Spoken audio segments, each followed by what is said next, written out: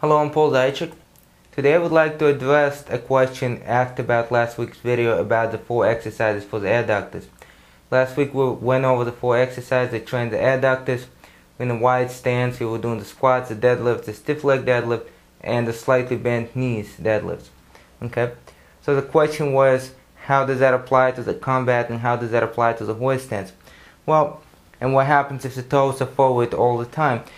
So the question pretty much is, if you have your toes forward, what happens if you try to squat down with the toes forward?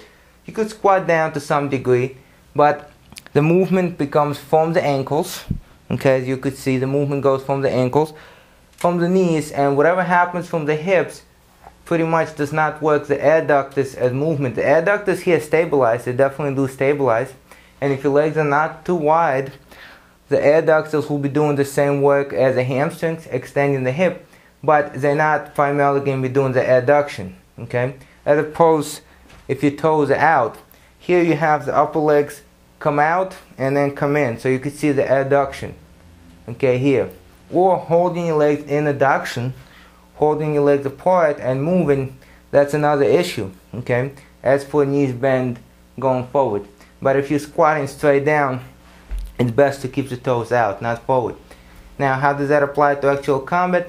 Well, this is a training exercise. This is not an application to combat. In combat, of course, you would not try to spar somebody.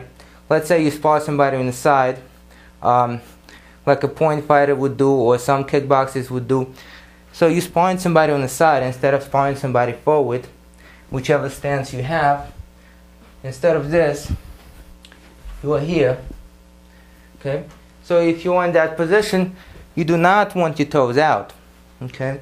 Because if your toes are out, number one, you're losing stability, and number two, you're losing mobility. So pretty much you're gaining nothing. Okay, maybe you can get a little bit lower here than you would here, and it's easier on your hips. But in terms of stability and mobility, especially if you intend to stay this high and you have no intentions of going this low, you really do not need to move the toes out. The toes should be forward. Because once again, if the toes are out, you're pushed forward or you're pushed back, you're going to fall. Or if the movement takes you forward or takes you back, you're not going to be very stable. Okay? Having the feet parallel makes you more stable. That's for stability. And for mobility, of course, if you want to push forward, you have to have the full range of motion, okay, in that ankle to propel you forward, okay, or propel you back. If you're like this, you know, it's not that easy, and you don't have that much force to propel you forward because the ankle is already not very useful here. Okay? Same thing with the leg. Stronger push from here than from here if you're moving side to side in actual combat. So, once again, this is not for combat training specifically. This is not how you would actually find yourself in actual combat. Okay? If you're doing forms, you're doing weapons, that's a different story. Okay? And as far as the horse stance itself, if you're training for a horse stance, for a wide horse stance, would you do the horse stance like this? Or would you do the horse stance like that? That depends on your style. Okay? It's a little bit easier on your knees and easier on your hips to do the horse stance this way. Okay? Now, if you train your horse stance for something that you're going to actually apply in combat, don't do a very low horse stance.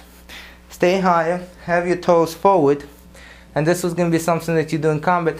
Of course, if you know it's your style and your instructor tells you to do that for whatever reason, and he has a good reason, and you want to keep your toes forward and stay very low, you can do that. But remember, you have rotation in your knees on that, you have your hips not in the best possible position, so if you let go a little bit of your toes, let them come out a little bit to the side, you're in a safer position.